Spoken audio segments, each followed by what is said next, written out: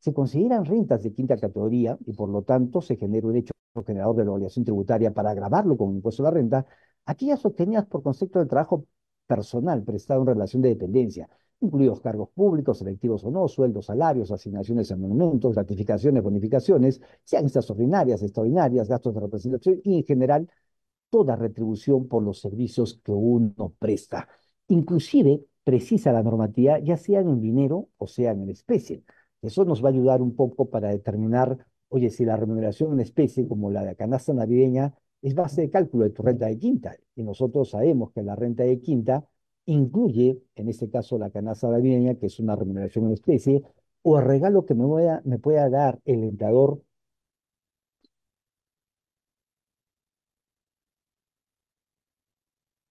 el día 1 de mayo. Permítame un segundito, por favor.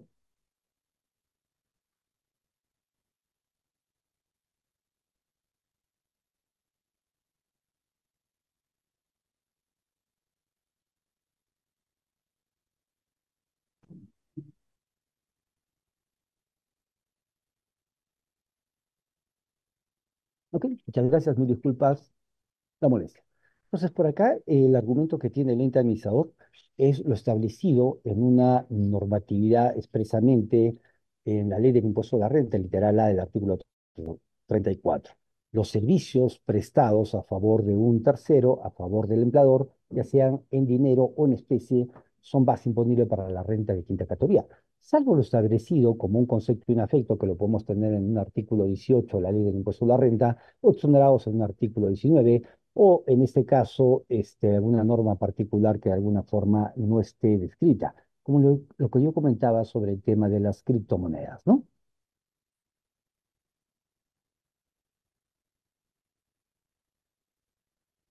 Alega también el ente administrador que por el artículo sexto del texto único ordenado del decreto legislativo 728, Ley de Productividad y Competitividad Laboral, modificado por esta ley 28.051, constituye remuneración para todo efecto legal el íntegro de lo que el trabajador recibe por sus servicios, en dinero o en especie, cualquiera sea la forma de denominación que tenga, siempre que sea de su libre disposición.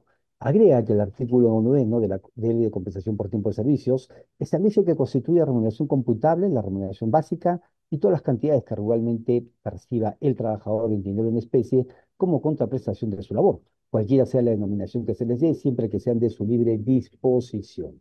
Ahora bien, el Tribunal Fiscal agrega también el ente administrador como un argumento de hecho, ya se pronunció dando una opinión a través de la resolución del Tribunal 077-19 de la Sala 4 del 2005 y sostiene que para efectos laborales el concepto de remuneración es un concepto restrictivo, mientras que para efectos del impuesto a la renta dicho concepto es amplio toda vez que este impuesto pretende gravar la totalidad de los ingresos de los trabajadores, razón por la que incluye como conceptos grabados a los sueldos, salarios, asignaciones, emolumentos, primas, dietas, gratificaciones, bonificaciones, aguinaldos, comisiones, compensaciones y en general toda retribución por servicios personales, tal como lo establece el artículo 34 de la Ley del Impuesto a la Renta. Pero si bien es cierto, la propia legislación tiene un concepto de inafectación legal y una inafectación natural.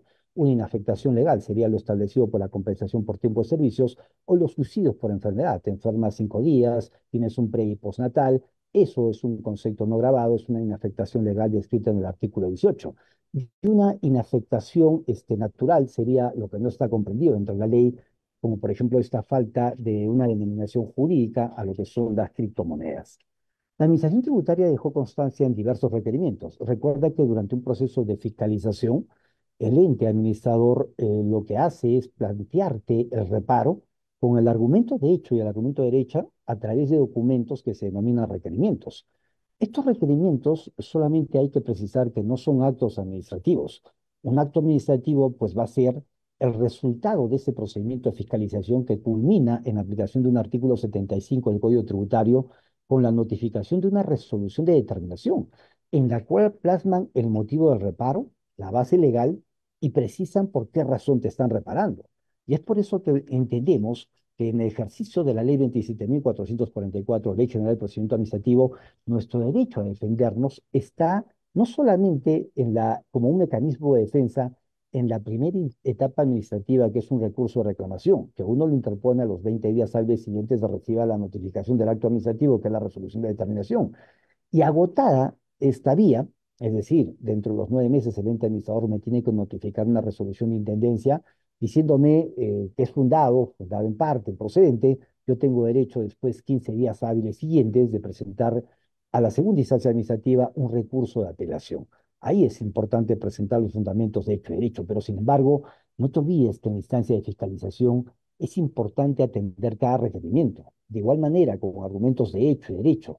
En este caso, mostrando tus razones por las cuales se creen que los programas de incentivos o las acciones que uno recibe de las empresas matriz o la empresa local no son consideradas como como un concepto afecto a las rentas de quinta categoría y por lo tanto no se ha omitido que le hagan una retención, ya sea el empleador o la matriz o el mismo trabajador a través del formulario 709 en caso que no lo hizo el empleador local, ¿no? En ese caso, señalaba que a través de los requerimientos y sus respectivos resultados, determinó un reparo por rentas de quinta categoría que asciende a la suma cercana a $500,000 y que tiene su origen en remuneraciones en especie por acciones de estos programas de incentivos que vienen de una empresa matriz de Canadá en su relación de dependencia con la empresa minera Mistisac, según básicamente un detalle que te lo voy a escribir, ¿no? Entonces acá la idea era que Minera Mistizap identifica una empresa domiciliada en Perú, identifica a ciertos trabajadores por los cuales va a recibir cierto beneficio. Mira por acá ahora lo interesante por qué se da. Una empresa canadiense, una empresa estadounidense, una empresa australiana, ¿a quién contrataría? Bueno, va a contratar como gerente general a su personal de confianza. Si yo entro a la plataforma de la Superintendencia de Mercados y Valores e ingreso a lo que es cualquier empresa minera, por ejemplo, Sociedad Minera Cerro Verde, yo soy de la ciudad de Arequipa, Sociedad Minera Cerro Verde es una de las empresas más importantes en nuestra región, se encuentra dentro de las 10 empresas más grandes en todo el mundo en la exportación de concentrados de cobre con la última inversión que hizo entre el 2012 al 2015 de 4,6 billones de dólares o 4.600 millones de dólares. Entonces, en ese caso, si tú ves quién es el gerente general de Sociedad Minera Cerro Verde, pues es un ciudadano estadounidense. Es el señor John Cook Derrick, un ciudadano estadounidense. ¿Y por qué lo hacen? Porque tratan de identificar al personal de su confianza. No vas a poner a un gerente general del país donde tú vas a invertir en una subsidiaria, sino lo traes de tu país, de tu sede matriz, para que de alguna manera controle el negocio. Lo mismo va a ser en Australia, el Reino Unido, China, Canadá, entre otras, ¿no? Esta no es la excepción. Entonces, para atraer a un directivo de un país desarrollado, un país exportador de capitales, un país exportador de conocimientos, a un país en vías de desarrollo como es el nuestro, pues le tengo que dar ciertos incentivos a ese trabajador. Aparte de su remuneración, aparte del ingreso de repente de sus hijos al mejor colegio nacional, aparte de una cantidad de dinero que todo está dentro de su contrato laboral, una pensión para los colegios de sus hijos, una cantidad de dinero para alquilar de una casa en el país. Además, se le puede dar este programa de incentivos que pueden ser acciones de la misma empresa matriz. Entonces, viene la siguiente contienda o controversia que se presenta. Oye, entonces, ¿es posible que la empresa matriz designe a un trabajador que va a estar en la planilla de Mistisa, que es una empresa subsidiaria, que le otorgue acciones? Entonces, mira que el pagador en este caso de esa remuneración en especie viene siendo la empresa canadiense. Y el contrato suscrito entre la matriz de Canadá con el trabajador dependiente de Minera Misti, no hay un contrato directo entre Canadá y Minera Misti, es la empresa matriz con el trabajador ubicado en Perú. Entonces le dice, te quedas 3 años y al finalizar los 3 años te regalo estas 50.000 acciones. O te quedas 3 años y la acción que en el año 1 vale un sol, al finalizar el año 3 ya tuvimos este mineral, vino el gurú y dijo que sí hay mineral y que tiene la cantidad, la capacidad necesaria con la cantidad de ley, entonces el valor de esa acción de la matriz sube. Entonces de 1 sube a 11 para fines didácticos. Es decir, tiene una ganancia de cerca de 10 soles por cada acción y en la otra modalidad, o te regalo todo o me pagas el valor inicial de la acción, pues al final igual estás ganando. Esa es una renta de quinta categoría. La pregunta también hace, ¿Minera Mistisac se encuentra obligada a hacer la retención, considerando que el artículo 71 de la Ley del Impuesto a la Renta precisa específicamente, el pagador de rentas de quinta categoría se encuentra obligado a hacer la retención? Y nosotros nos preguntamos, oye, pero en este caso no está pagando la empresa Misti. Quien es el pagador de esta remuneración en especie es la empresa canadiense, es la matriz de Minera Misti en este caso, ¿no? Acá destacamos lo siguiente, además, en el análisis. Es importante señalar que dentro del proceso de fiscalización, el ente administrador también puede utilizar estos mecanismos. Eso es lo que se resaltó en la misma resolución del Tribunal Fiscal. El ente administrador actualmente tiene 8 convenios para evitar la doble imposición y el intercambio de información tributaria. Entonces, en este caso, utilizó uno de los convenios más antiguos que tenemos con Chile y específicamente acá con Canadá. Recuerda que tenemos con Portugal, recuerda que tenemos con México o los Estados Unidos de México, lo que le llaman. Recuerda que tenemos con Suiza, recuerda que tenemos con Japón, el último que se ha firmado. Son 8 convenios para evitar la imposición. Tenemos 2 convenios para el intercambio solo de información que es con Estados Unidos y Ecuador. Y yo vuelvo a resaltar lo siguiente: convenios para evitar la doble imposición y el intercambio de información tributaria que tiene firmado Perú con 8 países. Es importante el que nosotros como país tratemos de ampliar nuestra base para firmar convenios con diferentes países, para tratar de atraer las inversiones. Perú trata de atraer las inversiones en este sector minero energético que es muy importante para nosotros. Necesitamos de la inversión privada para poder de alguna manera mover el aparato productivo, generar puestos de trabajo, el tema de compras a proveedores, ventas a clientes locales o internacionales, el tema de dejar un ingreso financiero al Estado a través de este tema de los tributos. Es importante para nosotros. Cuando una empresa canadiense dice, oye, voy a invertir en Sudamérica, voy a ir al rubro minero, ¿dónde invierto? Invierto en Argentina, invierto en Perú, invierto en Colombia, en Ecuador, ¿dónde invierto? Y por ahí sale una pregunta, oye, ¿con quién tienes un convenio para evitar la doble imposición y el intercambio de información tributaria? Pues con Perú. Eso asegura que nuestro país sea beneficiario de esa inversión privada. Pero para eso necesitamos un país que tenga políticas estables, que tenga una seguridad también estable. Y lamentablemente las situaciones que van pasando no nos da una situación estable para el inversionista privado. Y eso tenemos que tratar de apoyar todos nosotros en mostrar una estabilidad muy fuerte, sólida, para que las inversiones vengan a nuestro país y respetar las normas que se dan, ¿no? Entonces, a través de este convenio para evitar la doble imposición, pues el Estado peruano lo que hizo, según lo que se ve de la resolución del Tribunal Fiscal, solicitó la información de la empresa canadiense, Minerals Canada Inc. Entonces le dijo, oye, por favor, dime tú, SUNAT de Canadá, pregúntale a esta empresa de Canadá si firmó el contrato con el trabajador peruano, trabajador nacional. Y de esa manera dime cuántas acciones le han entregado. De igual manera, hay otra empresa que es una bolsa de valores de Canadá, dime si han sido enajenadas o no. Y así la información ya la tiene la Administración Tributaria. Recuerda que por esos convenios el intercambio de información tributaria es espontáneo, pero también hay otros convenios, perdón, también hay otro intercambio de información que puede ser a pedido. Y es básicamente este tipo de ejemplos en el cual el ente administrador solicita una información a medida para poder determinar si hay una remuneración pagada por la matriz por el trabajo efectivo. Acá lo que el ente administrador tenía que probar es si la cantidad de acciones que recibe trabajando los 3 años es en la empresa subsidiaria peruana. Entonces, el trabajo físico intelectual, que prime el factor trabajo, como lo ves, sí determina la remuneración en efectivo en especie. Que lo pague la empresa domiciliada en Perú subsidiaria o que lo pague la empresa matriz, lo importante es el hecho generador de la obligación tributaria conforme lo precisa la norma cuarta del título preliminar del Código Tributario. Y eso es el trabajo, la relación de subordinación o de dependencia que se da en ese caso.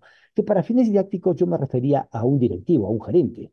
Va a ser seguramente un nuevo domiciliado, luego viene por acá hasta más de 183 días en 12 meses cualesquiera, y aplicando el artículo octavo de la ley de renta, a partir del 1 de enero del siguiente año se vuelve domiciliado. Pues las implicancias tributarias son aún mayores porque pasa 1 año, 2 años, 3 años y va a tener derecho a esa cantidad de acciones que va a dar la empresa matriz.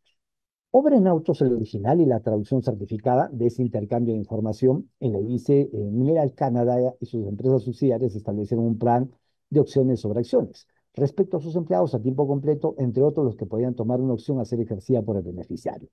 Entonces, esta opción la otorga el mismo trabajador. El mismo trabajador tiene el derecho, en la medida que se quede 3 años, y ha sido previamente seleccionada por la empresa, de quiénes son los trabajadores claves que la empresa selecciona y considera que son clave para el crecimiento de su empresa, para el crecimiento y desarrollo importante de todo ente económico. Entonces le dicen, te voy a dar la cantidad de acciones siempre y cuando tú te quedes en la empresa y sigas haciendo el trabajo. Eso va a mejorar al grupo económico respecto a la labor en conjunto que haga junto con la empresa. Por esa razón le van a dar las acciones. El ejemplo que inicialmente te decía, las siete magníficas o las siete grandes a nivel mundial, como Google, Amazon, Microsoft, Tesla, Nvidia, entre otras, son las que dan así a sus trabajadores para conservarlos, para que no se vayan a las empresas de la competencia. Yo en este caso diría en posición de Mark Zuckerberg, ya hay trabajadores de estas empresas que han desarrollado y conocen muy bien inteligencia artificial. Trataría de contratarlos, dándoles mejores salarios, mejores incentivos, acciones de la propia empresa de Meta Platform, lo que tú conoces como Facebook o Instagram o WhatsApp, entre otras, con la finalidad de que puedan ser un desarrollo importante. Un desarrollo para que Meta Platform tenga otra línea de negocio y siga en ese crecimiento constante y permanente. Bueno, acá comentaba un poco de los 8 convenios para evitar la doble imposición y el intercambio de información tributaria. Tenemos también la decisión 578 firmado con los países de la Comunidad Andina y el ente administrador tiene, como Estado peruano, tenemos 144 países en los cuales se intercambia información. Y de eso debemos tener mucho cuidado, ¿no? Decirle a cada uno de los clientes que tú tienes, a los colegas, que pues el ente administrador ya tiene mucha más información, mucho más conocimiento.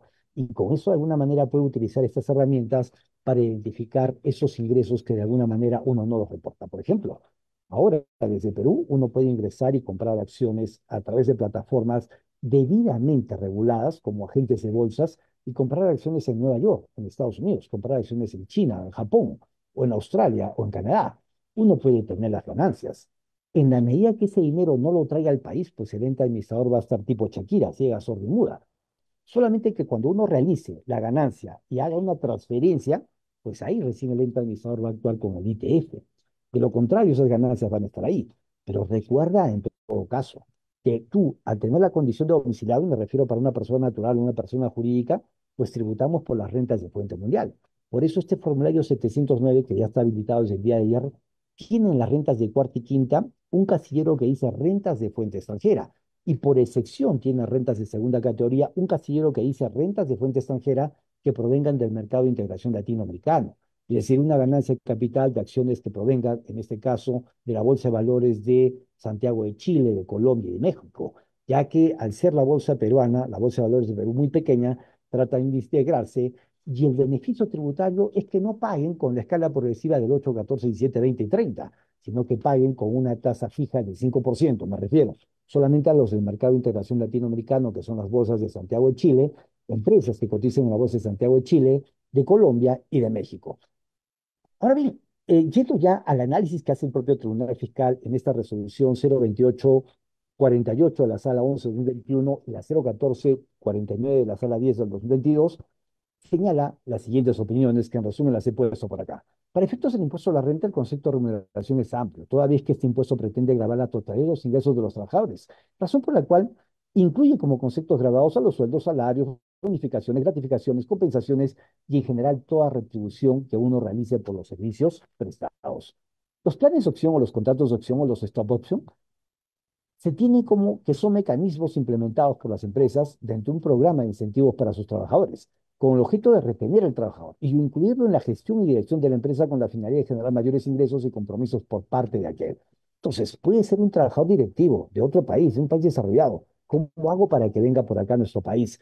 Puede ser un ingeniero geólogo que de repente quiere una empresa en la etapa de exploración que no vende, una empresa minera en la etapa de exploración, va a verificar si hay la cantidad necesaria de mineral, va a verificar si hay la ley y si el proyecto de inversión es rentable o no. Entonces, un ingeniero geólogo le va a convenir trabajar en una empresa ya en la fase de explotación, es decir, que extrae el mineral y lo vende. Pero un ingeniero geólogo en la fase de exploración no le va a convenir. Entonces, la empresa matriz o la misma empresa local peruana decide entregarle acciones los stop option o un programa de incentivos con la finalidad de que trabaje en su empresa. Porque al final él no tiene ventas. Y si no tiene ventas, no tiene utilidades. Y si no tiene utilidades, no va a tener potencialmente una participación de utilidades de los trabajadores. Lo que sí tiene una empresa paralelamente que esté en la fase de explotación, tiene una planta de beneficio, explota el mineral, exporta concentrados de cobre, exporta catos de cobre, pues es una gran diferencia porque al tener utilidades, va a haber un reparto de participación de utilidades a favor de los trabajadores hasta un tope de los 18 sueldos. El beneficio que dicho trabajador obtiene consiste en la diferencia entre lo que desembolsan efectivamente y el valor de mercado de las acciones en la fecha del ejercicio de la opción, y que tiene su origen en la relación laboral, es decir, desde el punto de vista tributario, corresponde a una retribución otorgada por el empleador a favor del trabajador como una contraprestación por el servicio del trabajador, adicional a una remuneración propiamente pactada. En este caso, como yo te decía, digo, te regalo las 50.000 acciones y si cada una al final vale 10 soles, pues tú vas a ser acreedor al valor de esa acción por 10 soles en 50.000. Pero la otra opción sería, oye, está bien, yo te doy las 50.000 acciones, pero en el momento que firmamos el contrato valía un sol y al finalizar los 3 años valen 11 soles. Entonces tu ganancia sería la diferencia, o 11 menos un sol serían 10 soles. Esa sería la remuneración en especie por el servicio prestado en Perú en el año uno, el año 2 y el año 3. Eso no quiere decir que la empresa subsidiaria no te va a pagar, pues la empresa subsidiaria te paga, pero además puede ser la misma subsidiaria que te dé acciones de su propia empresa, o puede ser la matriz que dé acciones en la que te estoy comentando que son estos programas de incentivos. En efecto, el criterio del Tribunal Fiscal en esta resolución 11.284 de la Sala 8 del año 2015 es que estos programas de incentivos o los stop option es el beneficio que se obtiene por la diferencia entre lo que desembolsa efectivamente el trabajador y el valor de mercado de las acciones en la fecha del ejercicio de la opción. Falcón y Tegui señala que la tributación de las opciones sobre acciones da lugar siempre a una renta de trabajo físico, trabajo intelectual, no solo cuando éstas estén sujetas a condición, sino también cuando el ejercicio de las mismas no esté condicionado a la permanencia del trabajador en la empresa, pues lo determinante no es la naturaleza jurídica del derecho ni la existencia o no de una condición alguna, sino el origen de utilidad que se percibe, en el sentido de que toda utilidad que tenga su origen en el trabajo tiene la consideración de rendimientos de trabajo y ello aún cuando se derive de una relación laboral ya instituida. Vuelvo nuevamente a mencionar que la norma cuarta del título preliminar nos señala el hecho generador de la obligación tributaria. ¿Y por qué debería estar afecto, en opinión del Tribunal Fiscal? Porque el servicio prestado en relación de dependencia, ya sea físico, ya sea intelectual, que se presta acá en la subsidiaria peruana, pues le da el derecho a tener esas acciones que le da la empresa subsidiaria o le da la empresa matriz. Pero si vemos el origen de la renta o de la ganancia, que en este caso recibo en especie, es el trabajo en relación de dependencia o subordinación prestado en nuestro país, que puede ser en efectivo, que puede ser en especie, eso de alguna manera la propia normatividad en renta tiene un concepto bastante amplio para incluir tanto las remuneraciones en efectivo como las remuneraciones en especie. Ahora bien, los pagos efectuados a un trabajador, lo que señala el Tribunal Fiscal por concepto de estos programas de incentivos o los stop option, tienen una naturaleza remunerativa y están comprendidos en la referencia a toda retribución por servicios personales, a que se menciona el artículo 34 de renta, ya que corresponden a pagos en especie a los trabajadores, que son de su libre disposición e implica un incremento de su patrimonio. Entonces, analicemos esta parte por acá. Yo te decía que puede haber una inafectación legal o puede haber una inafectación natural. En el caso de la inafectación legal me refería a la compensación por tiempo de servicios o los subsidios, en este caso por enfermedad o pre o postnatal. Eso está descrito específicamente en el artículo 18. O sin irnos más allá, también el artículo 18 describe en el literal A lo que se refiere a las indemnizaciones por despidos injustificados. Y el párrafo siguiente también señala aquellos programas de desvinculación que el empleador de alguna manera otorga. Y esto lo hemos visto desde el 2020, 2021, 2023, con un tema de recesión en nuestro país, con un tema de inflación muy fuerte a nivel mundial, pues las empresas no vendían, las empresas tenían costos elevados, la cadena de suministros, el tema básicamente una tasa de interés elevada generada por los bancos centrales de reserva, y hacía que la persona, el ciudadano de a pie como tú o como yo, digamos, oye, ¿sabes qué? No voy a cambiar de vehículo, no voy a comprar una laptop nueva, entonces me quedo con los que tengo, porque el costo financiero para acceder a esos bienes muebles era bastante alto. Entonces, Apple, que antes producía 10 MacBook para fines didácticos, al no tener demanda, pues va a bajar la producción de 6. Y esos 4 que no produce, pues voy a tener que despedir gente. Entonces, de alguna manera, para darle el rendimiento de lo que un accionista quiere, que es lo que usualmente se hace, ¿no? Disminuir la planilla para que de alguna manera tengas una utilidad que favorezca al inversionista o al accionista. Y la idea son, por el literal A del artículo 18, estos programas de desvinculación también son conceptos de una naturaleza inafecta desde el punto de vista legal. Y la inafectación natural, como te vuelvo a comentar, para mí, en este caso, si yo soy un ciudadano, una persona que compra un Bitcoin, una criptomoneda, al no tener la regulación jurídica en nuestro país, pues estaría fuera del alcance de la ley por una inafectación natural no legal, ¿no? El propio tribunal señala también que el reparo formulado por el ente administrador respecto a la base imponible en el caso de una persona natural sin negocio por concepto de renta de quinta categoría, estableciendo ahí un número que está inventado, pero que conforme a la ley está establecido, debe encontrarse considerado como una renta de quinta categoría con una remuneración en especie solo por la ganancia. En ese caso, precisa el propio tribunal. Si a ti te va a costar en el primer año un sol, lo que firmes con la empresa, matriz o la subsidiaria, y después de 3 años el valor de la acción está en 11, pues tu ganancia, la retribución en especie sería los 10. Pero si tú al momento de firmar el año 1 el contrato no tienes que pagar nada y el valor de la acción está en 1, pero no pago nada, y al finalizar los 3 años el valor de la acción está en 11, pues tu ganancia es los 11. Esa será la remuneración en especie. ¿En qué momento? En el momento en que acá por la NIF número 15 o por el artículo 57 de la ley de renta vemos un devengamiento sujeto a una condición de un hecho o un evento que va a producirse en el futuro. Y ese hecho que se va a producir en el futuro, pues son los 3 años de trabajo. En la medida que yo me quede 3 años laborando, pues voy a tener derecho a recibir la remuneración de especie, que son las acciones, al valor que cotice en bolsa o al valor de participación patrimonial de una empresa que no cotiza en bolsa. Eso será la remuneración en especie. Posteriormente puede darse el hecho de que ya teniendo el valor a 11, el cuarto año o el quinto año, la misma persona, el trabajador dependiente, pueda enajenar su acción. Imagínate, yo tengo acciones de Canadá para fines didácticos y las vendo. ¿Cuánto está la acción? 20 soles. Pero a mí me costó 11. Por esos 11 ya pagué renta de quinta categoría. Mi ganancia de capital sería 20 menos 11 soles, 9 soles. Eso sería la renta de fuente extranjera, porque en este caso lo que debías pensar es lo siguiente. La renta de fuente extranjera nace por el hecho de la ganancia de capital por enajenación de una acción cuya emisión es en Canadá. Entonces, ahí tengo una renta de fuente extranjera. A diferencia de que cuando yo recibo las acciones, ahí yo utilizo, por ejemplo, la teoría de renta producto, porque producto de mi trabajo físico e intelectual estoy recibiendo acciones, pero cuando las enajeno, yo lo voy a grabar por la teoría de flujo de riqueza, porque lo que estoy haciendo es realizar la fuente generadora de la renta.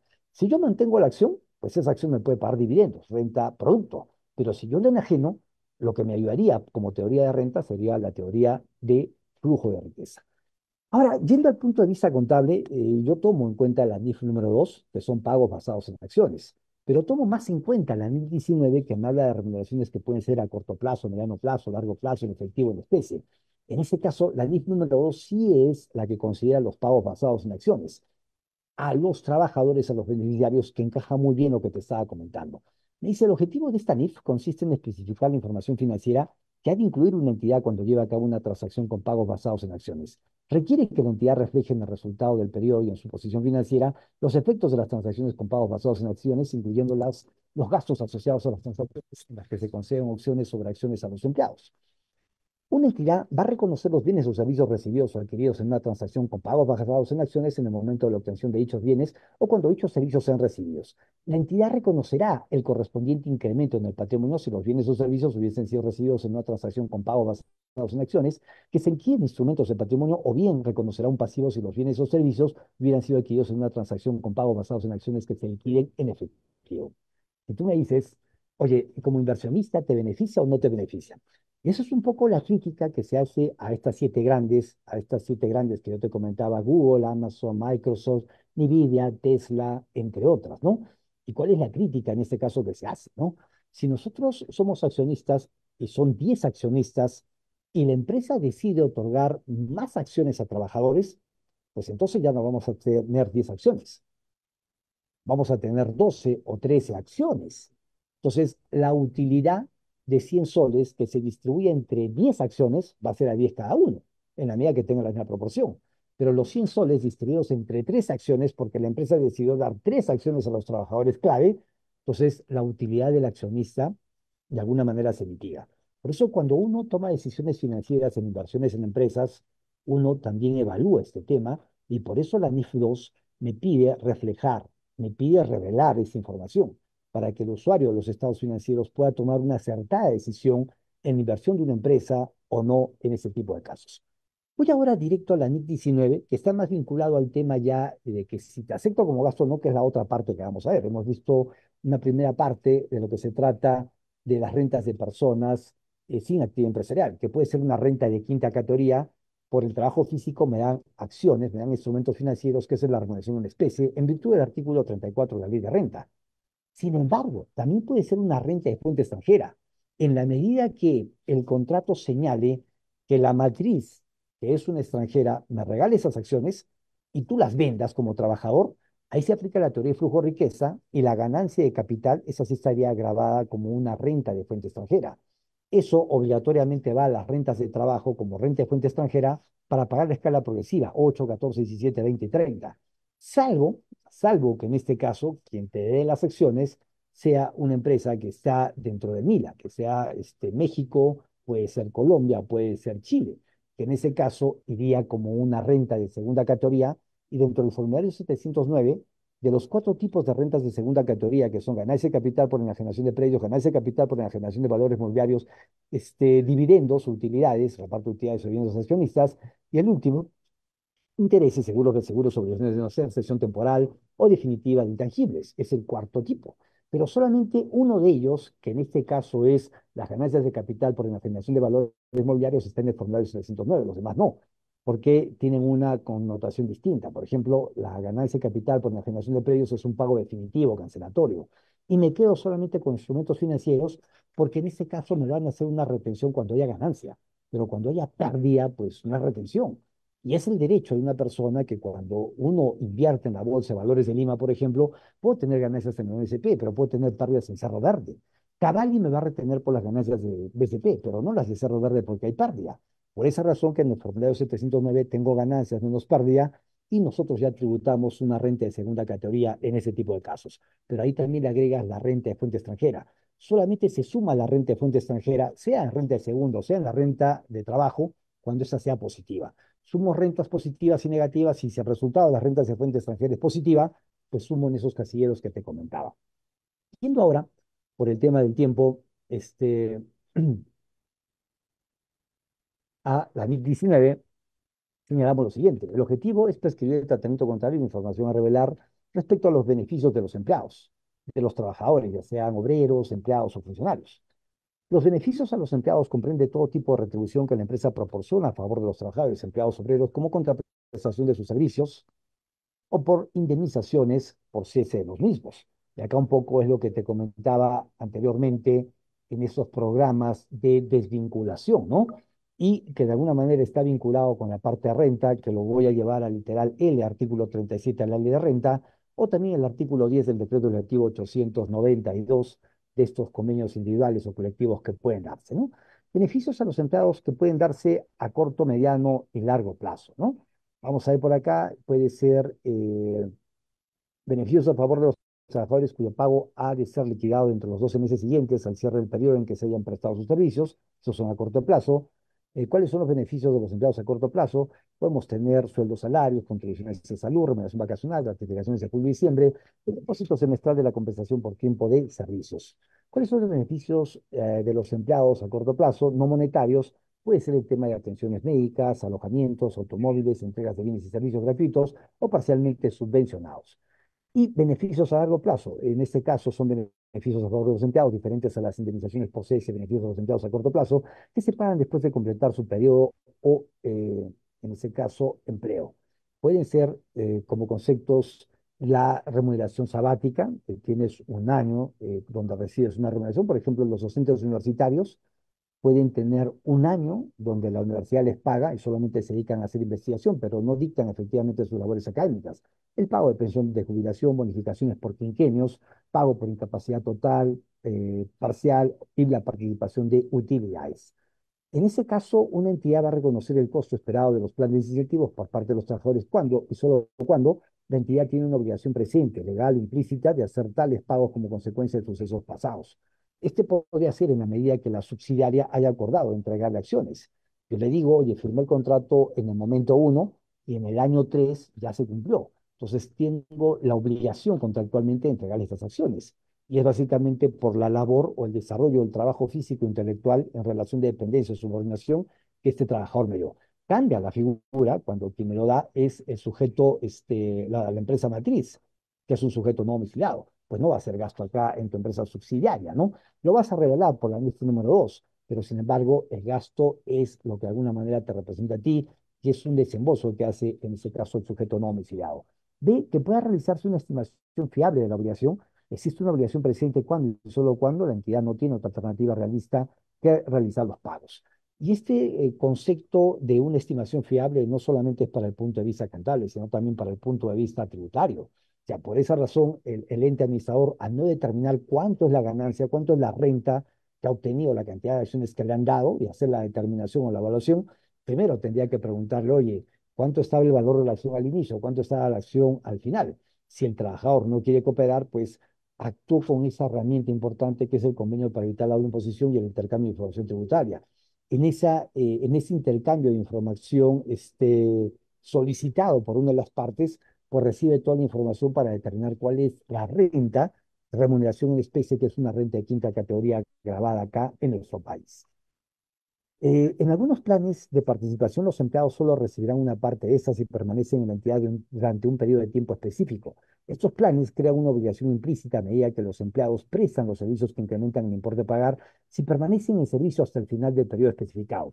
Justamente estos contratos de programas de incentivos que te comentaba, lo que estábamos revisando anteriormente, que se describe en una NIC 2, que también se detalla en una NIC 19, y es lo que tiene la vinculación o el aspecto tributario que vamos a señalar, ¿no? La medición de esta obligación implícita refleja la posibilidad de que algunos de los empleados puedan abandonar la entidad sin recibir los pagos por participación en las ganancias. De ahí lo vamos a vincular con un concepto lo de vengado, ¿no? Entonces, el contrato me dice, oye, es necesario que culmine los 3 años para tener derecho, pues si uno se va antes de ese lapso de tiempo, pues no tiene derecho a recibir esas acciones. Salvo que el contrato me diga, oye, parcialmente, terminado el primer año te voy a dar un 20%, el segundo año te voy a dar un 50%, y si te quedas hasta el tercer año te doy un 100%. Entonces, ya hay un devengamiento sujeto a una condición suspensiva, pero en la medida que ese hecho, evento en el futuro, que es trabajar, quedarme a trabajar, se concrete, pues puedo tener esos beneficios por una deducción como gasto por la empresa y una renta de una remuneración en especie a favor del trabajador. Aspectos tributarios, en este caso, lo que vamos a ver son gastos de personal sin límite para fines tributarios. Y por acá, lo primero que vamos a analizar son estos conceptos a corto y largo plazo que se pueden presentar, y hay contiendas entre la parte contable y tributaria. Bueno, está de más decirte que estos estados financieros, eh, reportes, informes, se trabajan sobre un lenguaje común, sobre un lenguaje internacional, que son las normas internacionales de información financiera, ya sea en su versión full, MIPE, MIPES, ya sea en esas versiones que uno quiera ver, ¿no? O las normas internacionales de contabilidad, además de sus normas interpretativas como son la CIMIF y la CIP. Eso deberíamos todos entender que los diversos usuarios de los estados financieros necesitan información homogénea común para tomar decisiones por los diferentes aspectos que ellos puedan tener, ya sea el regulador que es el Estado, ya sea trabajadores por participación de utilidades, ya sea entidades financieras y bancarias por los financiamientos que nos da, ya sea proveedores o clientes o diferentes entidades. Pero solo uno de los usuarios, que en este caso es el Estado, a través del artículo 33 del reglamento de la ley del impuesto a la renta, nos dice, oye, compara la norma contable con la norma tributaria y puede haber diferencias. Entonces, esas diferencias las vamos a manejar vía unas diferencias temporarias o unas diferencias permanentes, aplicando nosotros una NIC 12, el impuesto a la renta diferida, ¿no? Y sobre eso vamos a la primera, que son las remuneraciones ordinarias a favor de empleados. Entonces nos dicen, oye, el inciso V, artículo 37 de la ley del impuesto a la renta, nos dice, los gastos o costos que constituyan para su sector rentas de segunda, cuarta o quinta podrán deducirse como tal en el ejercicio en que hayan sido pagados hasta el vencimiento de la declaración jurada anual de renta. Entonces, acá yo solamente resalto quinta categoría, que es una renta de quinta categoría. Y no solamente me refiero al concepto en dinero, sino también al concepto en especie. Y la norma claramente dice, oye, acá, ¿por qué establezco este inciso V, artículo 37? Porque yo, tercera categoría como empresa, mi principio es el de vengado. Basta que me haya prestado el servicio de enero a diciembre y yo tengo la obligación de pagarle. Devenga, es una obligación de pago. Y con eso ya es aceptado como costo, como gasto. Pero sin embargo, la renta de quinta categoría, al igual que la de segunda y cuarta, se rige por el principio de lo percibido. O sea, necesito pagarlo para que recién el perceptor de rentas de quinta categoría cumpla con el pago de sus tributos. Caso contrario, no. Entonces, hay un desfase entre el principio de lo devengado y el principio de lo percibido para las rentas de tercera y las rentas de quinta. Es por esa razón la necesidad de que el legislador incluya ese inciso V del artículo 37 de la ley de renta y dice, te deduzco como gasto, te permito deducir como costo gasto en la medida que sean pagadas hasta el vencimiento de la declaración jurada anual de renta. Oye, de acá hay que tomar en cuenta también que este artículo 21 del reglamento precisa, oye, pero no necesariamente te exijo que pagues la retribución o la remuneración. En ese caso, basta que hayas efectuado la retención de quinta para que eso sea deducido como costo gasto.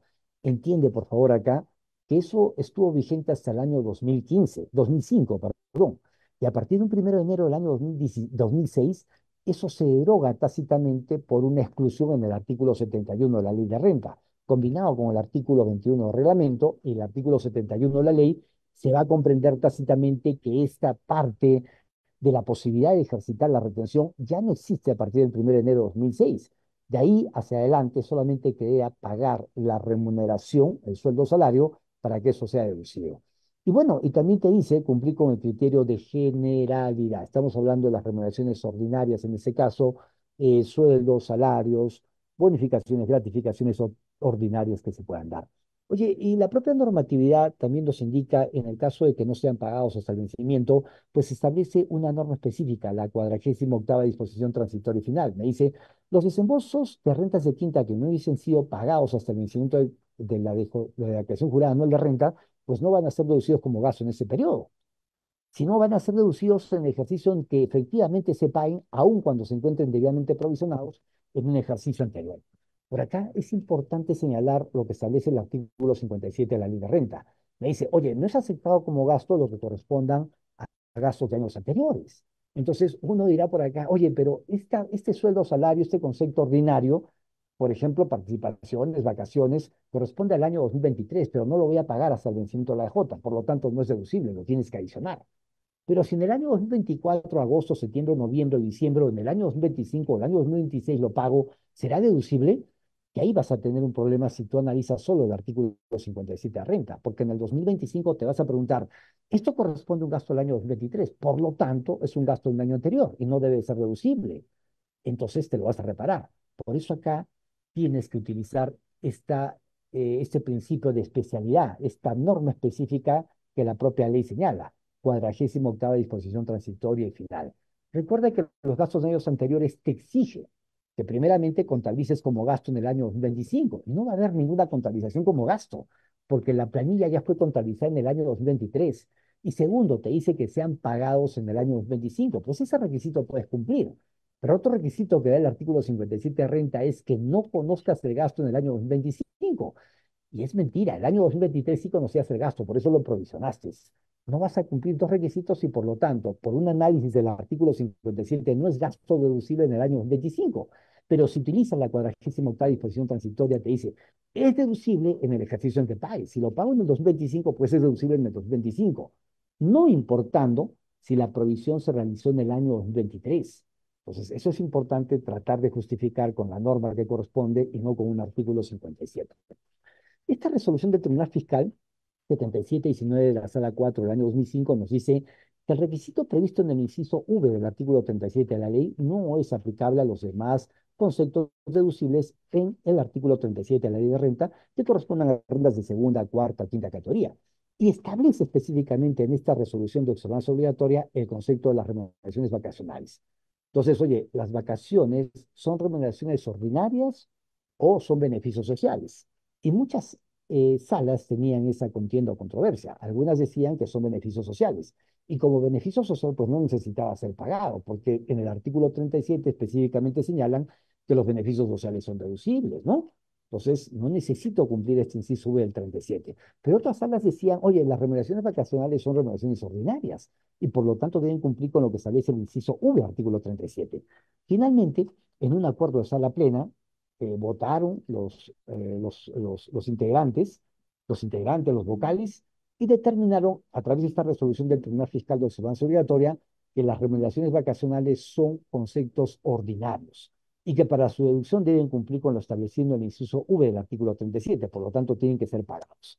Y bueno, y es un punto de contienda o controversia porque las vacaciones, lo que hacemos nosotros es fijarnos desde el punto de vista laboral. ¿Cuándo se pagan? Cuando el trabajador tenga 210 días efectivos de labor en 5 días, pues tengo derecho a hacer una provisión de un dosavo de su sueldo. Y eso lo hago de enero a diciembre. Y si el trabajador labora 260 días efectivos de labor porque trabaja 6 días a la semana, pues hago una provisión de un dosavo de las vacaciones. Pues uno se pregunta, oye, ¿eso puede haber ocurrido el 2023? ¿Y acaso todos los colaboradores o trabajadores salen de vacaciones ya en enero, febrero, marzo? No, porque si salen de vacaciones les vas a pagar. Pero si no salen de vacaciones, si no salen a partir de mayo, septiembre, octubre, diciembre, el pago se realiza en otro momento. Por lo tanto, estarías incumpliendo el inciso V del artículo 37. Además del concepto del devengado, que de alguna manera se deduce también en otras resoluciones del Tribunal Fiscal que uno debe tomar en cuenta, ¿no? Entonces, ahora uno se preguntará, oye, ¿y estos conceptos, este concepto que una empresa subsidiaria de acciones o remuneraciones en especie a favor de trabajadores? Yo me quedo en el inciso V del artículo 37. En la medida que ese concepto vaya con un criterio de generalidad.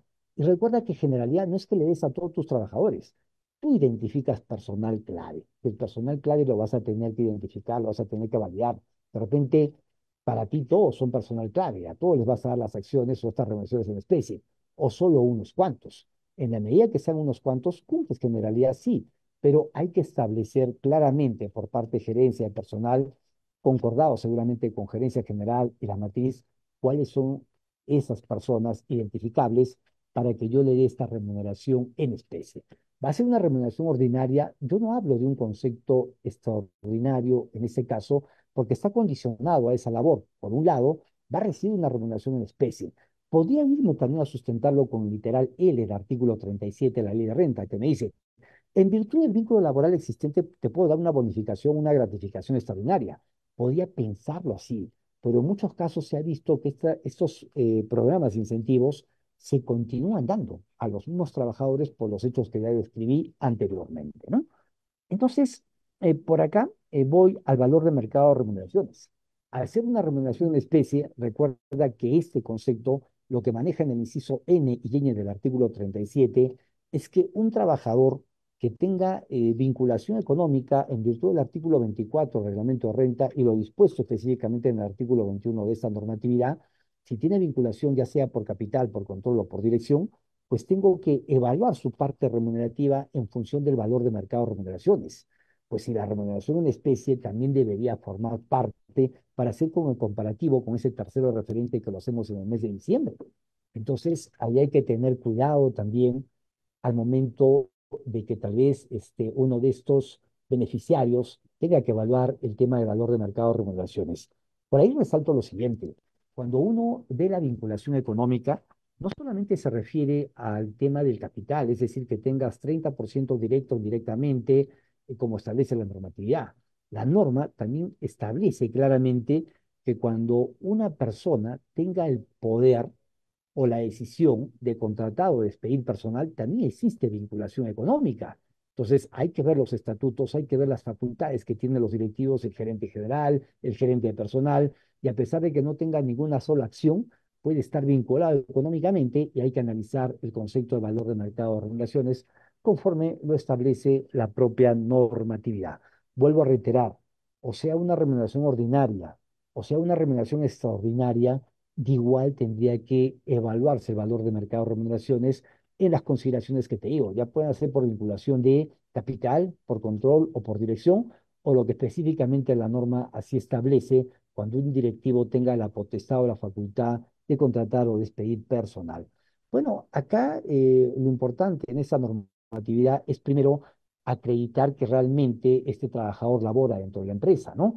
Y voy inicialmente al tema financiero. O sea, cuando tú tienes potencialmente esa cualidad de ser un emprendedor, pues lo haces porque no quieres llevar tu dinero al banco ganando un 3, 4, 5% al año. Lo que tú quieres hacer es tener una mayor ganancia, crear una empresa, crearte un puesto de trabajo tú mismo, pero ahí lo que tú quieres es tener evidentemente una mayor ganancia que lo que te da el banco. Entonces, de hecho, que acá en nuestro país tenemos muchas empresas familiares, donde el accionista, donde el participacionista también trabaja como un cargo directivo dentro de la empresa y va incorporando a miembros de la familia, ya sea el cónyuge, ya sean los hijos, ya sean cuñados, suegros, entre otros, ¿no? Entonces, cuando uno analiza el valor de mercado de remuneraciones, no solamente se fija realmente en el socio, accionista, participacionista o el titular de la IRL, sino también se fija en los parientes hasta el cuarto grado de consanguinidad o segundo de afinidad o el cónyuge.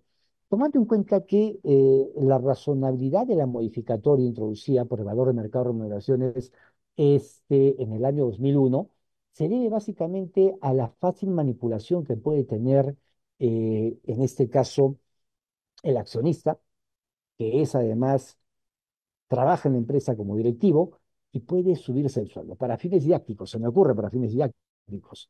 En Corporación Aceros Arequipa, en la plana directriz lo veo al señor Sillonis en la Superintendencia de Mercados y Valores. Puedes ver ahí la parte directiva. Se me ocurre, el señor Sillonis es accionista mayoritario o accionista importante dentro de la empresa y además ocupa un cargo directivo.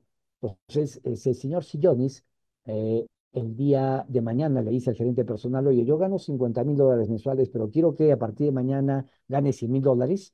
Y yo me pregunto, el gerente personal está recibiendo una orden directa del accionista mayoritario, que es el gerente general, quien lo contrató hace 15 años atrás al gerente personal, que sabe qué él hace y deshace dentro de la empresa.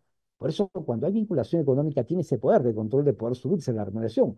Y el legislador, en esta parte de la norma, presume que al utilizar este concepto de valor de mercado de remuneraciones, pues el objetivo es generarse mayor costo-gasto para deducirse una tasa en el régimen general del 29,5, cuando al tributar como renta de trabajo, renta de quinta categoría, iría por la escala progresiva a un 8, 14, 17, 20 o 30%. Claro, en mi caso, con un monto de $50,000, ya cualquier incremento adicional llega a un 30%, pero me estoy refiriendo en términos generales, ¿no? Entonces, mira la fácil manipulación que uno puede tener. Ahora, cualquier persona puede tener una acción también de Corporación Aceros Arequipa, ¿no? Cotiza en la bolsa.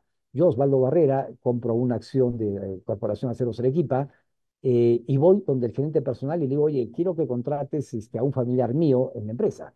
Pues rápidamente el gerente personal dice, ¿quién es esta persona? No la conozco, ¿no? Claro, porque tantas personas tendrán acciones. Yo no tengo influencia significativa, solamente tengo una acción. Entonces, el gerente personal dice, oye, llamen a vigilancia y saquen este loco de acá, Osvaldo Barrera, porque quiere que contrate a uno de sus familiares, ¿no? Entonces, mira cómo cuando no tienes esa influencia, pues no vas a ejercitar lo que de alguna manera en la primera instancia opción. Y eso es lo que quiere de alguna manera controlarse a través de este inciso N y N del artículo 37 de la ley de renta. Es importante también resaltar, tú dirás, oye, pero ¿por qué Osvaldo no se encuentra acá la persona natural con negocio? Si es generador de renta de tercera categoría. Y también una persona natural trabaja dentro de su empresa. Y también es una asignación, una retribución que se da. Bueno, lo que te puedo decir al respecto es que el artículo 14 de la ley del impuesto de la renta, en el penúltimo párrafo, precisa que los dueños de empresas unipersonales, cualquier asignación o retribución que se den, no va a ser renta de quinta para ellos. O sea, van a tener que tributar como renta de tercera categoría. En ese sentido, si una persona natural con negocio se asigna un sueldo de $50,000 mensuales, pues no es que tribute como renta de quinta categoría. Al final del año va a tener que adicionar 50,000 por 12, 600,000 más dos gratificaciones, 700,000 para tributar como renta de tercera categoría en la empresa unipersonal, no tributar como rentas de quinta categoría, ¿no? Lo otro es que jurídicamente uno no puede ser empleador y trabajador a la vez, salvo en las reglas laborales del régimen REMIPE, donde ahí sí te dan la opción. Pero ese es el tema laboral. El principio de especialidad en la parte tributaria claramente en el artículo 14 señala cualquier retribución o asignación que se dé el dueño de una empresa unipersonal tributa como renta de tercera. Entonces, ya no tendría razón de ser aplicar a un dueño de una empresa unipersonal estas reglas de valor de mercado en la medida que todo va a tributar como renta de tercera categoría. Ahora bien, yo lo primero que haría es analizar si realmente ese socio, accionista, participacionista, titular o los familiares, cónyuge, trabajan dentro del negocio, porque si no trabajan, pues no hay causalidad, no hay razonabilidad, no hay una fehaciencia de ese desembolso como costo-gasto. Causalidad es que sí se da, pero no tiene los elementos suficientes para probar. Y fehaciencia es que realmente no trabaja dentro del negocio y que por muchas empresas familiares se puede encontrar eso en la vida real. Y lo segundo es aplicar estas reglas del valor de mercado. Dentro de las reglas del valor de mercado tiene cinco y hay que cumplirlas de manera jerárquica. La regla uno, si no la puedo aplicar, voy a la regla 2 y así sucesivamente hasta llegar a la regla de cajón desastre, que es la regla número 5. Este comparativo de reglas de valor de mercado de remuneraciones no es con un tercero, solamente se compara dentro de la propia empresa, con trabajadores, terceros referentes o referentes, le llama la empresa, del propio negocio, ¿no? Y así, por acá yo tengo unas letras A y B que se identifican básicamente a A es al accionista, participacionista, socio, el titular, y el B son los familiares. Entonces, por acá lo que digo, yo voy a buscar un trabajador referente porque este análisis del comparativo de valor de mercado lo voy a ver en el mes de diciembre de cada año. Entonces, yo lo primero que busco es que no tenga este tercero referente un vínculo hasta el cuarto grado de consanguinidad o segundo de afinidad, porque si no, no te vas a aumentar el sueldo tú, le vas a decir que le aumenten a tu suegro, a tu cuñado, o a tu hijo, o a tu nieto, o a tu hermano, ¿no? Entonces, no cabría la lógica de la razonabilidad de la norma al tratar de evitar esa hipótesis de generar mayor costo-gasto. Segundo, buscar a un tercero referente, a un trabajador independiente. Cuando me refiero a independiente, es un subordinado, uno que está en la planilla de quinta categoría, pero que no tenga relación hasta el cuarto grado de consanguinidad o segundo de afinidad. A eso me refiero. Mejor lo voy a llamar referente para evitar problemas con el independiente de cuarta categoría. No, no estoy hablando para nada de cuarta categoría, es todo quinta categoría. Haber laborado o encontrarse laborando en un periodo similar. ¿A quién? A ese sujeto al que tú vas a evaluar. Si el gerente general es el accionista mayoritario y el accionista mayoritario tú presumes que tiene una mayor cantidad de remuneración respecto a los trabajadores, entonces vas a aplicar las reglas de valor de mercado en tanto puedas probar que él trabaja en el negocio. Superada la primera idea de hipótesis, vas a la segunda, que es determinar un correcto valor de mercado de remuneraciones. Y ahí la idea, si este trabajador gerente accionista trabaja de enero a diciembre, pues debo buscar un trabajador tercero independiente, a tercero referente, que también trabaja de enero a diciembre. Oye, pero ¿qué tal este trabajador que voy a evaluar, gerente accionista, ha laborado de enero a agosto y falleció a partir del 1 de septiembre? Entonces tengo que identificar a un tercero referente que trabaje de enero a diciembre, pero solamente voy a tomar sus remuneraciones de enero a agosto, porque esa es la cantidad comparable. Y si es que de alguna manera yo encuentro un trabajador que solamente ha laborado de enero a mayo, pues no es muy comparable. Debo tener 8 meses o más de 8 meses para poder hacer el comparativo en 8 meses, que es el referente para hacer el comparativo de valor de mercado de remuneraciones. Esta parte es importante al momento de este análisis.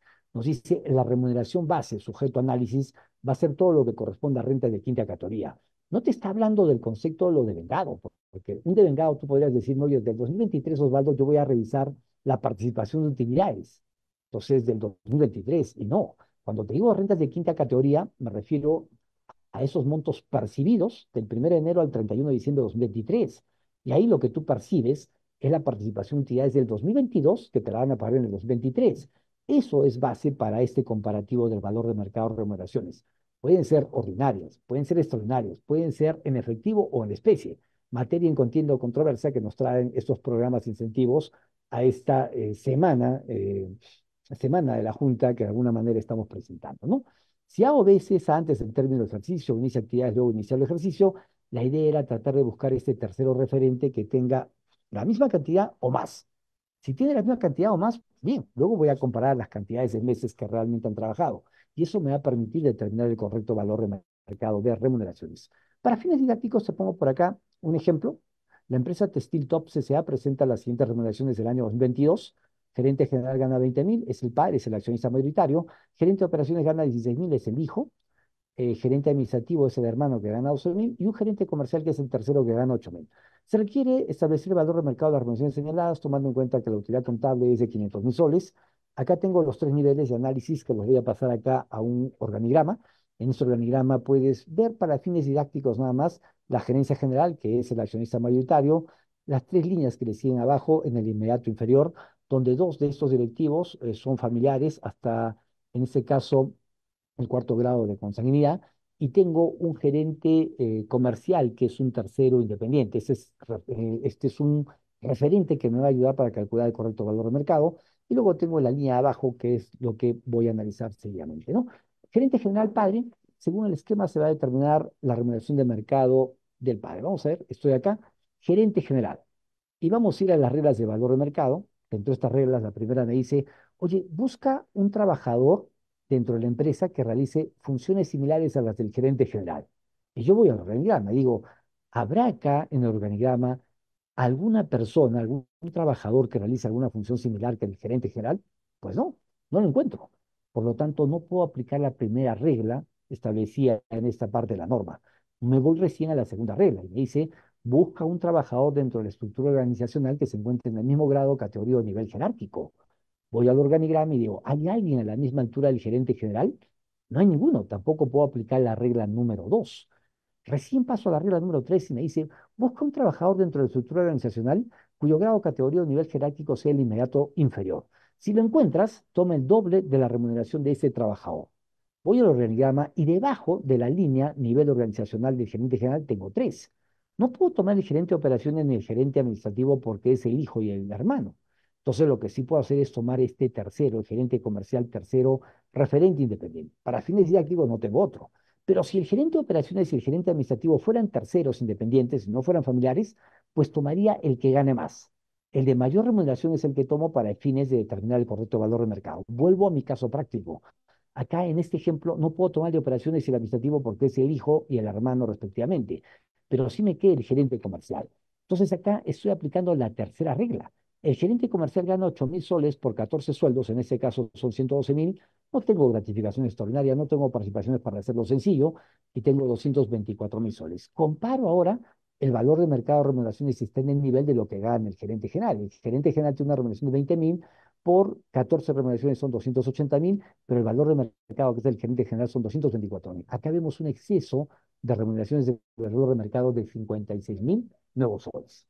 Entonces, ese exceso de valor de mercado lo tengo en tres efectos. El primero es que no es aceptado como gasto para fines del impuesto a la renta. Mire entonces, en la utilidad contable de 500.000 soles de este año 2022, tengo el reparo del valor de mercado del padre, 56.000 soles. Es lo que estamos viendo de este análisis de acá. Reparo de 56.000 soles. ¿Cuál es el segundo efecto? La normativa me dice que esto es solo para fines del impuesto a la renta. Para el tema de derechos laborales, la CTS, la gratificación, las vacaciones y todos sus derechos laborales, se calcula el gerente general sobre los 20.000 soles. Solo para fines del impuesto a la renta, ese excedente no es gasto en tercera categoría. Pero ese exceso, además, es un dividendo, porque realmente la lógica del legislador es, oye, él se aumenta el sueldo para disminuir gasto-costo, pero en todo caso, mejor que se lo retire a través de dividendos o distribución de utilidades para que esté afecto a la renta, ya sea la tasa del 5 o del 4.1%, ¿no? En su momento que creció el 6.88 en su momento, de acuerdo al periodo al que corresponda. Bueno, entonces, el tercer efecto que se produce, oye, entonces un segundo, ¿no? Yo he calculado mi renta de quinta categoría sobre 280.000, pero si tú, sin embargo, tú me dices que mi base imponible es 224.000. Allí hay un exceso de retención de quinta categoría que solamente lo vas a evaluar en el mes de diciembre. Entonces, ahora es tocarle la puerta al ente administrador para que le pidas la devolución de esa retención en exceso de quinta categoría que te den. A partir de 2017 se le pide la devolución al ente administrador. Antes se le pedía la devolución al empleador para que esto lo deduzca de sus retenciones en el 601, en el plan que hacía de los demás trabajadores. Voy ahora al análisis de los familiares hijo y hermano. Estoy en este nivel. Hijo y hermano lo voy a hacer al mismo tiempo, ¿no? Entonces, si voy a la primera regla, me dice, oye, busca un trabajador dentro de la empresa que haga funciones similares. Y no voy a encontrar funciones similares en un trabajador respecto a operaciones y el gerente administrativo. Me voy al segundo nivel y me dice, busca un trabajador dentro de la misma estructura organizacional, grado o nivel jerárquico. Ten la mayor remuneración de esos trabajadores del mismo grado o nivel jerárquico. Entonces, estoy en esta línea. En esta misma línea encuentro un tercero referente, sí, y es el gerente comercial. Entonces, si tuviera otro comparable, busco el que tenga mayor remuneración, pero no tengo otro. Mi único tercero referente es el gerente comercial. Voy entonces a esta regla, segunda regla, y digo, acá lo que estoy usando es la segunda regla, y por eso mi referente es el gerente comercial que gana 8.000 soles por 14, son 112.000. Esos 112.000 soles ahora comparo con los que voy a analizar. El gerente de operaciones, que es el hijo, cuarto grado de consanguinidad, lo mismo que el gerente administrativo, cuarto grado de consanguinidad, y digo, 16.000 soles por 14 son 224.000, pero el valor de mercado es el del gerente general, el que paga, el que gana más, 112.000. Allí hay un exceso de valor de mercado de 112.000 soles, y en el caso del gerente administrativo hermano, 12.000 por 14, 168.000, y el valor de mercado son 112.000. Hay un exceso de 56.000. Hay un exceso de 168.000 soles que se repara y, como ves, de la utilidad contable trabajada sobre la base de normas internacionales de información financiera, normas internacionales de contabilidad, aplicando este artículo 33 del reglamento de renta, viendo las diferencias entre la parte contable y la parte tributaria, me queda una renta neta de tercera categoría, o que para fines didácticos le llamo utilidad tributaria, tengo 724.000. Voy luego a las remuneraciones extraordinarias, que como te comentaba, está en el literal L, artículo 37 de la ley de renta, y me dice los aguinaldos, bonificaciones, gratificaciones y retribuciones que se acuerdan al personal, incluyendo cualquier otro pago en virtud del vínculo laboral existente o con motivo del cese. En este caso, hablamos por el vínculo laboral existente. Y con motivo del cese, te había comentado los programas de desvinculación. Como retiro personal sin tratar de llegar a un conflicto por la indemnización por despido injustificado, que a veces lo que se hace en esos programas es darle una mayor cantidad al despido injustificado, cumpliendo ciertos requisitos y características de trabajadores que quiero que se desvinculen. Lo mismo que el inciso V del artículo 37 me exige que sean pagados hasta el vencimiento de la ADJ y que cumpla con este criterio de generalidad. En este caso, por el abecedario, este literal L está antes del V. Es decir, el legislador pensó en que los conceptos extraordinarios, de alguna manera, como rige el principio de lo percibido que es quinta, le traía problemas. Y posteriormente fue incluyendo a partir del año 2001 el inciso V del 37, que son las remuneraciones ordinarias. Lo mismo en la 48ª disposición transitoria y final, si ese concepto extraordinario no se paga hasta el vencimiento de la EJ, pues va a ser reducido en el periodo en el cual se cancele o se pague. ¿Ok? Dejo de compartir. Hasta acá ha sido la exposición. 19:40.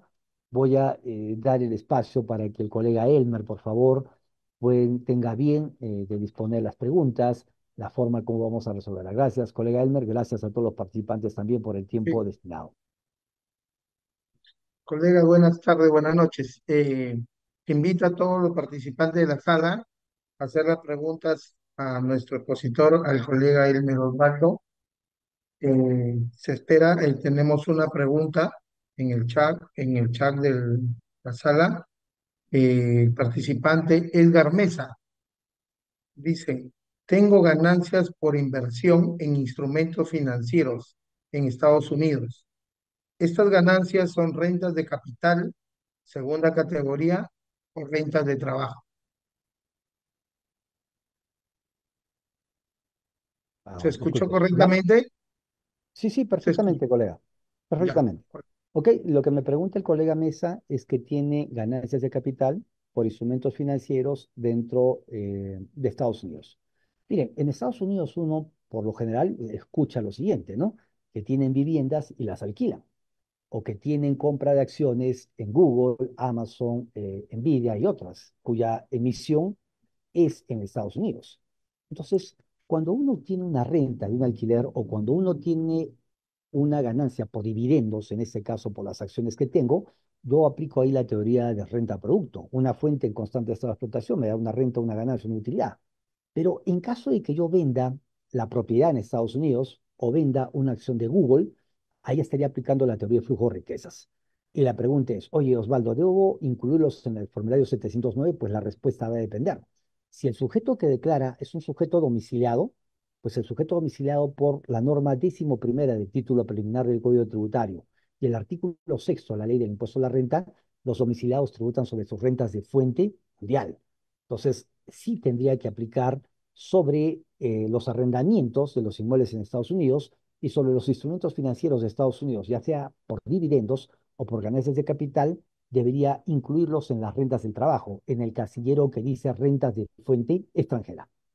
Eh, ok, gracias por la pregunta. En caso que sea un sujeto no domiciliado, porque puede ser también la otra opción, recuerden que el sujeto no domiciliado Sí, solamente tributaría por las rentas que tenga en nuestro país.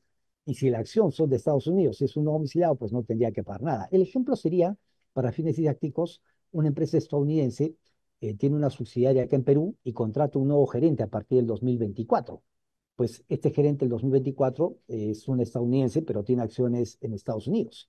En el 2024, él sigue siendo un sujeto no domiciliado, a pesar de que sea gerente general en Perú, porque tiene que pasar más de 183 días en un periodo de 12 meses para que recién a partir del 1 de enero del año siguiente sea domiciliado.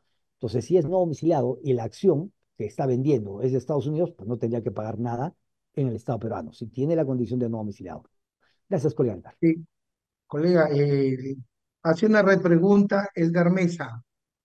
Ujú. Dice, doctor Elmer, por su buena información, otra consulta.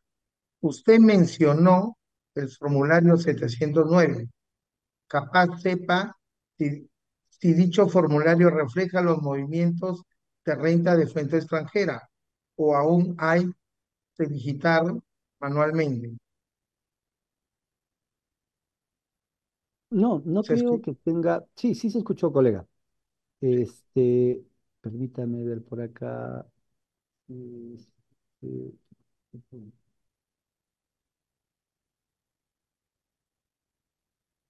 voy a presentar, voy a presentar.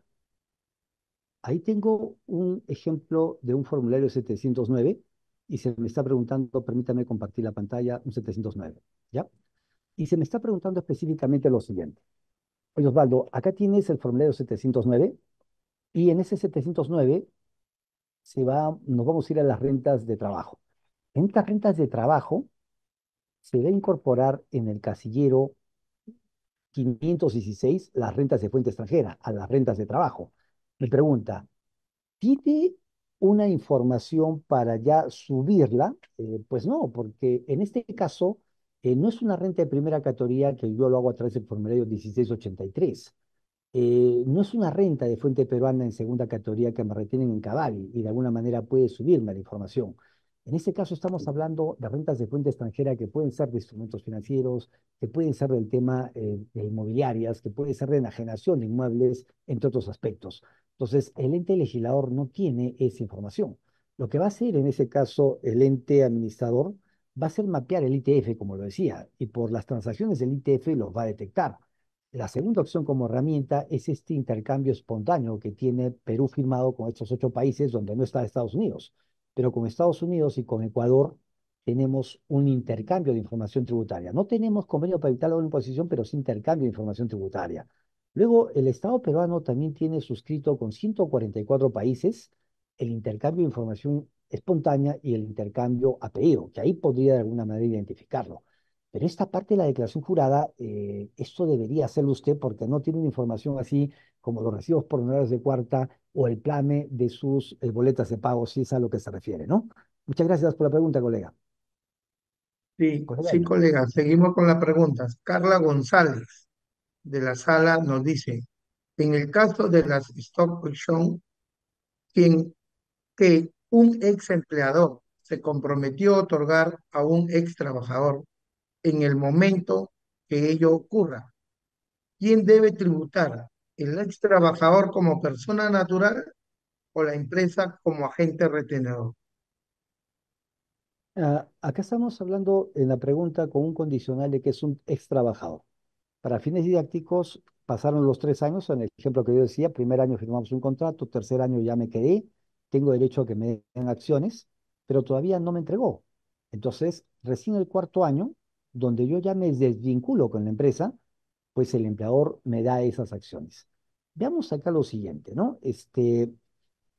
Hay también el tema de un programa de beneficios sociales que se nos obliga a dar a las 48 horas restantes. Pero sin embargo, la participación de utilidades, imagínate que esto ocurre ahora en mayo del 2024. Tengo un programa de beneficios sociales, sí, me dan mis ETS, vacaciones truncas, gratificaciones truncas. Y recién en marzo del 2025 te van a dar la participación de utilidades.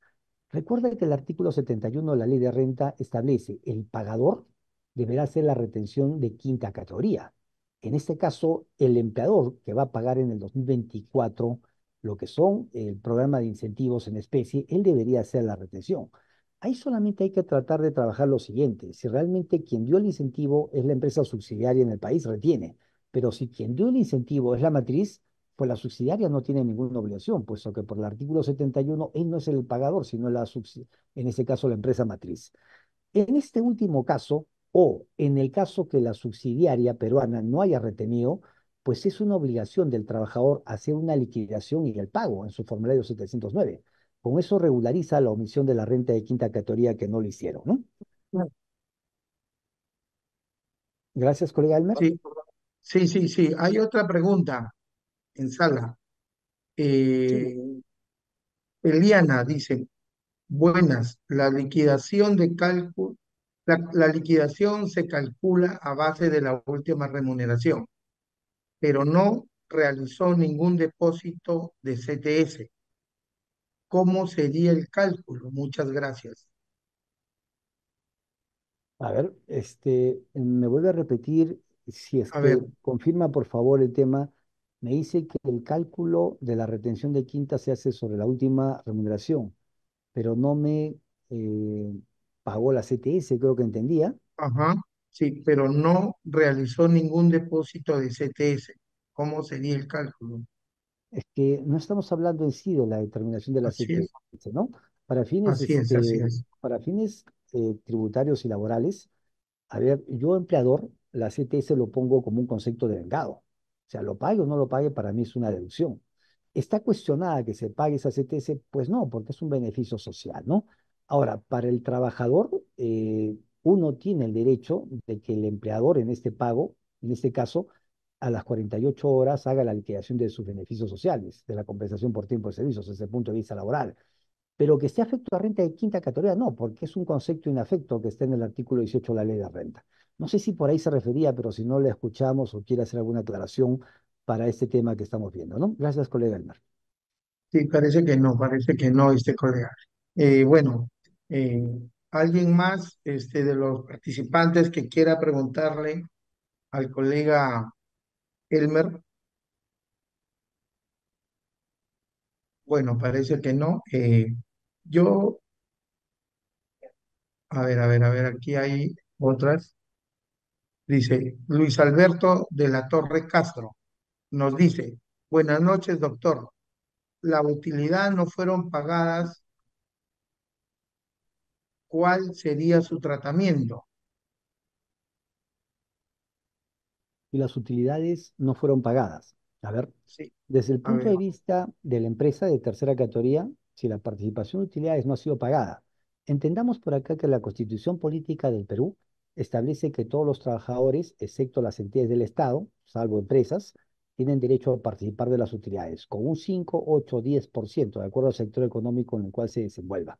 Si yo soy una empresa minera, pues debo hacer una participación de utilidades, una detracción del 8%, y eso repartirlo a mis trabajadores en función del 50% de su parte de remuneración y 50% de asistencia.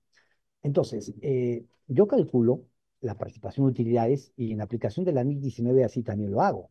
La provisión, recuerden que ya desde el año 2011 se hace con la NIC 19, así se debía hacer. Y antes lo hacíamos con la NIC 12, participación de utilidades diferida, que está totalmente desubicado. Entonces, se provisiona como costo, como gasto, dependiendo el centro de costos del trabajador. Ahora, eso es desde el punto de vista contable y financiero, no hay ninguna objeción. Pero desde la materia tributaria, se regula por el inciso V, artículo 37 de la ley de renta. Entonces me dicen, esa participación de utilidades tiene que ser pagada hasta el vencimiento de la ADJ para que pueda ser deducible. Tanto así que desde el punto de vista laboral, se me permite pagar la participación 30 días calendarios después de presentar la ADJ anual. Pero ¿por qué muchas empresas lo pagan hasta la fecha de vencimiento de la ADJ? Para cumplir con el inciso V, artículo 37 de la ley de renta, para que eso pueda ser deducible como costo-gasto en ese periodo. Gracias por la pregunta. Y, doctor, Carla González nos dice, muy amable por su respuesta sobre las stock option. Antes comentar, sea la persona natural o la empresa peruana quien regularice su declaración y pago que no efectuó en su momento. ¿Qué infracciones incurrió? Ok, en este caso, si la empresa peruana, la subsidiaria, es la que se compromete a pagar y el derecho ya se dio, o sea, el gasto debía ser en el año 3 para fines didácticos que yo tengo. Entonces, por ahí, esta es una remuneración. Y que sea una remuneración ordinaria o extraordinaria, dependiendo del contrato, lo vamos a analizar por el inciso V del 37 o L del 37. Una remuneración ordinaria o extraordinaria tiene que ser pagada hasta el vencimiento de la EJ. Entonces, si no ha sido pagado hasta el vencimiento de la EJ, no es gasto deducible. Ahora, para ir al tema de infracciones, si ésta se hubiese entregado al trabajador pero no se le hizo una retención de quinta, porque en este caso el pagador de la remuneración en especie y que puede hacer una valoración al momento en que la entrega, ya sea que cotice en bolsa o no cotice en bolsa. Si cotiza en bolsa, el valor de cotización bursátil y si no, el valor de participación patrimonial. Ya tenemos determinado cuánto es el valor de la remuneración en especie. El pagador por el artículo 71, que es la empresa subsidiaria domiciliada peruana, tendría que hacer la retención de quinta categoría. En caso de no hacerlo, estaría cometiendo la infracción del numeral 13, artículo 177 del Código Tributario, no efectuar las retenciones o percepciones establecidas por ley. Ahora, lo que puede haber hecho es, ha retenido, pero no lo depositó dentro de los plazos que establece la ley. Ahí la infracción sería un numeral 4, artículo 178 del Código Tributario. Retener y no depositar dentro de los plazos que establece la ley, y que en este último caso se agregaría, dependiendo si es que tiene un plan presentado por otros trabajadores, la infracción del numeral 1, artículo 178 del Código Tributario, declarar cifras o datos falsos. Por parte del trabajador, si no lo hubiesen retenido y él de alguna manera percibió, ya tiene las acciones como titularidad, como derecho de él, pues él, si no lo hubiesen retenido, ha tenido la obligación de comunicar al ente administrador que recibió dinero, pero que su empleador no lo retuvo. Y él ha tenido que incorporarlo en el formulario 709. De no hacerlo por la tabla 2 del libro cuarto del Código Tributario, la infracción sería un numeral 1, artículo 178, declarar cifras o datos falsos, ¿no? Gracias, colega Elmer. Sí, seguimos, colega. Lucía nos dice, entonces, si no aplicaron descuento, la empresa por quinta categoría y se dejó de trabajar y SUNAT notifica que tiene que pagar, uno debe de pagarlo antes de que SUNAT embargue la cuenta, porque esto fue error de la empresa por no hacer su cálculo bien. Ok, ok, y totalmente de acuerdo, ¿no? En ese caso, la empresa, que es la pagadora, domiciliada en ese caso, debía hacer la retención. Solamente pongo como arista, si el pagador es el no domiciliado, la matriz, ahí nada tiene que ver la empresa domiciliada en hacer la retención, no le incumbe, ¿no? Porque no es el pagador, porque hay un contrato entre la matriz y el domiciliado trabajador dependiente. Pero para el ejemplo que me están preguntando, es la empresa domiciliada peruana que sí pagó en especie al trabajador dependiente y no hizo la retención. Entonces el trabajador presenta un escrito a SUNAT y le dice, oye, yo recibo esta renta de fulano de tal. Con eso el ente administrador entiendo que va a donde la empresa y le dice infracción numeral 3, artículo 177 del Código Tributario por no retener. El trabajador en este caso va a tener una declaración inconsistente y de hecho que si eso le ocurrió el 2022 y no presentó su declaración jurada anual, pues también va a haber omisión e intereses, ¿no? Va a haber intereses moratorios que va a tener que pagar porque se rige por el principio de lo percibido. Y yo no lo percibí en el 2024, percibí en el 2022. Por lo tanto, mi declaración jurada anual del 2022 debería incluir ese importe, ¿no? ¿Ok? Esa es la Sí, respuesta, colega sí, Elba. sí, doctor, seguimos. Juan Carlos Calero Melgar nos dice, doctor Elmer, en una EIRL, la remuneración del dueño que es titular gerente debe ser declarada como renta tercera o renta de quinta. No, no, no, no. En una IRL tenemos el decreto ley 21.621. Es una norma especial muy distinta a una ley general de sociedades, ¿no? Porque es solamente una persona. Entonces, acá yo tengo una persona natural, que es el titular gerente, que puede ser gerente también titular, y tengo una persona jurídica, que es la IRL. Yo había mencionado en el caso de una persona natural con negocio, que se denomina empresa unipersonal. Esta es una simple persona natural, no es una persona jurídica, pero la normatividad ya describe una persona jurídica, la empresa individual responsabilizada. Al ser una persona jurídica distinta a la persona natural, por supuesto que el titular, que es gerente general, puede estar en la planilla de la empresa sin ninguna discusión. Y lo que ahí se controla sí sería el valor de mercado de remuneraciones. Gracias, colega Almar. Sí, seguimos, colega. Lucía nos dice, una consulta. Los gerentes inyectan liquidez para la empresa. Muchos de ellos no se hace contrato de préstamo mutuo. Para SUNAT aplica presunción de intereses que se debe pagar, pero si aplico la primacía de la realidad, no hay intereses que gane el gerente.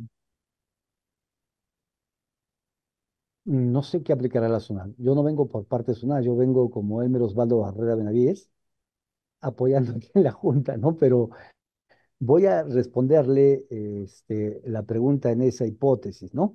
Como una opinión personal de Elmer Osvaldo Barrera Benavides, yo no represento absolutamente a nadie. Soy miembro del Comité de Tributación y sobre eso vengo colaborando con la Junta Nacional en este caso, ¿no? La respuesta sería, miren, cuando un gerente general presta, por lo usual voy a ver, o es un trabajador vinculado, porque el gerente general puede ser accionista, o puede ser participacionista, o puede ser el titular. Entonces, si es un vinculado económicamente, estamos hablando de persona natural gerente con la persona jurídica, Lo que nosotros haríamos es utilizar una cuenta 17. En la cuenta contable 17 decimos otras cuentas por cobrar relacionados y como son vinculados económicamente, no podemos utilizar el artículo 26 de la ley de renta, porque el último párrafo expresamente dice, oye, no puedes utilizar los intereses presuntos cuando las transacciones son entre partes vinculadas. Entonces, acá vemos que esos préstamos deberían regularse por préstamos entre partes vinculadas. Bien, yo lo que digo por acá, en este caso, es que ahora un gerente general presta dinero a una persona jurídica y debería haber un contrato mutuo dinerario. Si bien es cierto que los contratos de mutuo dinerario se establece ahora para el incremento patrimonial no justificado, que es en el artículo 52 de la ley de renta, ahí claramente dice, los contratos de mutuo van a ser válidos en la medida que tengan una fecha cierta, y una fecha cierta es ir con tu contrato mutuo dinerario para poder determinar. Otro sustento importante es porque el Código Civil expresamente señala lo siguiente, cuando es un contrato de mutuo dinerario sin intereses, debe estar por escrito. Y si no está por escrito, se entiende tácitamente que hay un interés.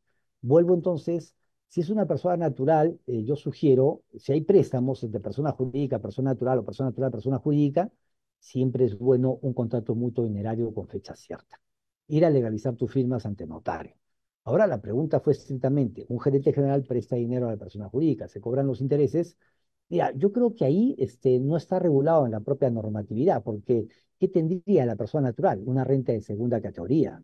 Entonces, él solamente en segunda categoría va a pagar cuando perciba y nunca va a percibir los intereses porque son a título gratuito. Si la pregunta es al revés, que la persona jurídica le presta a la persona natural, por eso derivaba la cuenta 17, porque si la persona natural presta a la persona jurídica sería una cuenta 47, una cuenta de pasivo por obligación. Voy entonces a donde voy a aplicar la norma tributaria. Si la persona jurídica le presta a la persona natural, gerente general, que es socio accionista, entonces ahí tengo una cuenta 17. Y la norma me dice, oye, si son vinculados, lo que aplica son los precios de transferencia. Y la metodología en el artículo 32A de la ley de renta que se me acomoda es el precio comparable no controlado. Que voy a las tasas de la SBS, busco si es una empresa corporativa, grande, mediana, que ahí cuando entras a las tasas pasivas de la SBS, te da un link para ir a una circular y ahí detallas por el monto de ventas en qué situación encuentras. Entonces, saco las tasas de interés de enero a diciembre, saco el percentil 25,75 y me quedo con la mediana. Esa mediana me sirve para aplicarle al capital que de alguna manera ha prestado a la empresa. Recuerda que las transacciones con tus vinculados tienen que ser igual como si hiciera con un tercero independiente, el principio Arlen's o de libre concurrencia, ¿no? Eso es lo que tratamos de reflejar con los precios de transferencia. Ahora, si el préstamo que hace la persona jurídica es a un tercero independiente, ahí se aplica el artículo 26 y me dirían ustedes, oye, pero ¿por qué aplicaría el artículo 26 si de la pregunta se denota que no se está cobrando intereses? Lo que pasa es que el artículo 26 precisa, va a haber prueba en contrario cuando de la contabilidad del sujeto que recibe el préstamo se pueda denotar que no paga intereses. Pero una persona natural no lleva contabilidad, y en este caso es el gerente general tercero independiente, no es vinculado. No lleva contabilidad y por lo tanto siempre se aplican los intereses presuntos del artículo 26. Gracias, colega Elmar. Sí, colega, no hay más preguntas. La verdad, agradecerle en nombre de la Junta de Decanos, de nuestro presidente, el CPC Teodosio Paulino Ramírez Chávez, eh, del Consejo Directivo de la Junta en pleno, agradecerle a usted como presidente del Comité Técnico Nacional de Tributación, bueno, y sacar una reflexión, ¿no? Que las normas internacionales de contabilidad nos muestran cómo el contador debe hacer un tratamiento desde el punto de vista contable, ¿no?